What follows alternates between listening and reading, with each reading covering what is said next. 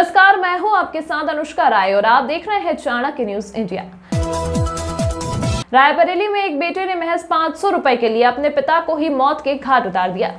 रायबरेली में एक बेटे ने महज 500 रुपए के लिए अपने पिता को ही मौत के घाट उतार दिया। कलयुगी बेटे की करतूत सामने भी ना आती अगर पिता ने मौत से पहले अपने ठेकेदार को फोन कर ये ना बताया होता कि मेरा बेटा मुझसे 500 रुपए के लिए लड़ रहा है। पुलिस ने पूछताछ के दौरान ठेकेदार के फोन में रिकॉर्डिंग सुनी तो बेटे को दबोच लिया। मामला उटाहट थाना इलाके के धनई गाँव का ही। यहाँ के रहने वाला अधेड़ त्रिलोकी यादव ईंट भट्टे पर काम करता था। उसका 25 वर्षीय बेटा संजय भी उसके साथ ही रहकर ईंट भट्टे पर मजदूरी करता है।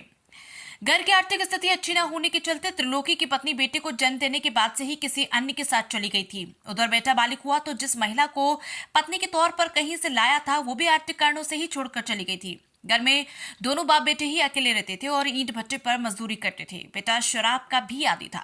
पुलिस के मुताबिक दोनों में पहले से ही अनबन रहती थी। बीती 1 जनवरी को दोनों शाम को घर लौटे तो बेटे ने पिता से 500 रुपए की मांग की। बाप ने पैसे देने से इनकार करते हुए कहा कि तुम खुद कमाते हो तो पैसा मैं क्यों दूं।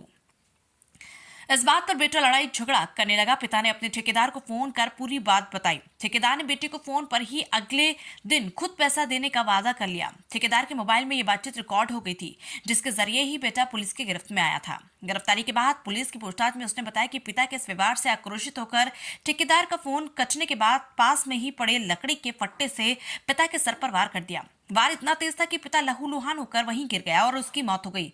पिता की मौत के बाद उसने शव को घर के बाहर फेंका और कहीं चला गया। सुबह शव मिलने पर पुलिस ने उसे जानकारी दी तो उसने सामान्य तरीके से लिया।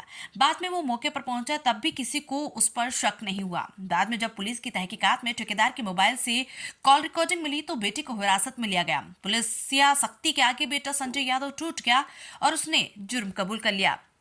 रायबरेली से शैलेंद्र मौर्य। खबरें जो आपको सीधे जोड़ती हैं हमसे, जिनका आपकी जिंदगी पर होता है सीधा असर।